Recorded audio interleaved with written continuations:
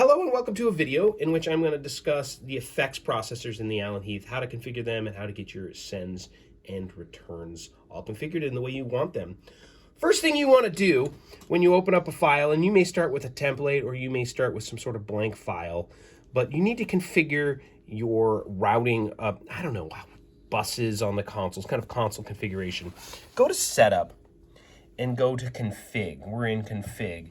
And this is, and you may not need to do this, but this is a way on the console to configure how many aux sends you have, both mono and stereo. And aux sends are typically used for monitor mixes and that sort of stuff. And effect sends go off to your effects processor. So you can change this number, zoom out, you've got this touch turn knob here. You can change this number, and once you make a change, you have a limited number of buses in the console, and you can have more auxes and less effects, or more effects and less auxes, that sort of thing. Once you're done with all that, you can hit the apply button. Sound will drop from the console, so don't do this in the middle of the show, but configure your console. Okay, so I've already got the console configured, and I believe I just had, I don't know what it was, 8 effects processed or something. The next thing you need to do is set up effects sends and returns and make sure you have them on a layer. This particular layer you're looking at right now has 3 effects sends and 3 effects returns. And they're named plate, room, delay, because they are the same effect. This is going to the effect, and this is coming from the effect. Now you're going to want to set up your layer the way you need it. So to do that, go back to the setup. This time go to Control.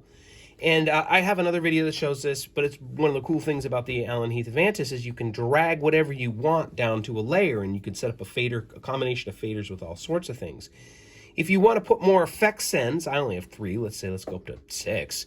Let's pick from here our effects, and the blue are the sends and the green are the returns. What if I brought effects processor? Right now I've got one. Oh, that one's on 4. Let's get rid of that.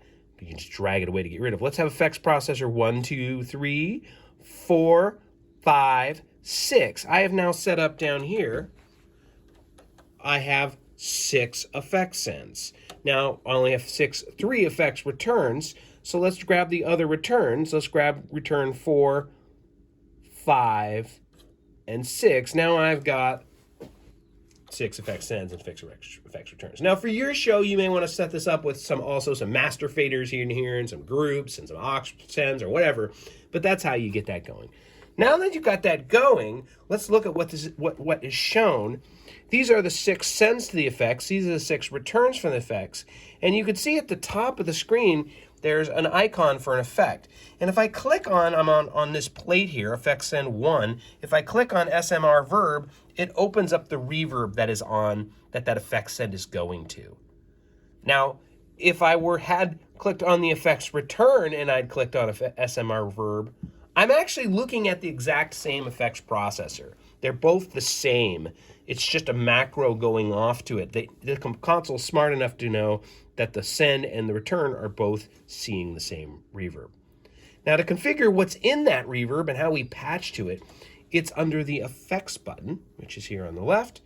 And that will get you in to a list of all 12 of your effects processors and what's in it and how they are configured.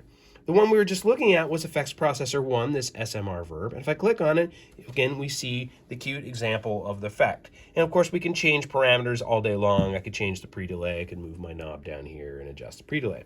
Now, if you want to change the effect type, you can go to Library and pull something else up. I was just in a reverb, and there's all these presets, but you could try something fun if you want, like an echo. And all the buttons are pretty intuitive here, but if we hit recall, I now get a cool looking space echo effect. Anyway, that's how you change the parameters. That's how you load the libraries. How do you patch it? Well, there's a back panel button at the top. And click the back panel, and now there's a few important things. One is the configuration. It's in mix return mode, and this is exactly how we want it in this situation. This means an effect send. In this case, this channel 1 here is effect sending to it, and it's going off to a return. This is the return for it. So I'm in the mode I want to be in, but you could also set it to an insert if you wanted to stick it on a particular channel and just have a reverb on a channel or something, which is kind of weird. But once you're in mix return mode, now you can pick your input. And I am in an effects send 1, which is mono effects bus, and that's what I want. It's already set up the way I want it, but I could have it fed by something else if I wanted, an aux send or a main or whatever. But right now we've got it fed by effects send 1. For its outputs, it is defaulting. A little hard to see that probably on the phone, but it's defaulting. Its outputs are going to effects return left and right. So again, you could change this if you wanted. Now, I don't need to change anything. I'm going to go back to the front panel. It's already been configured. All the effects have been configured by default. So I've got the first 6 effects being fed by these aux sends and being returned to these aux returns. So that's kind of an overview of effects on the console. A bit complicated, but it's pretty cool and very flexible. Have a great day. Bye-bye.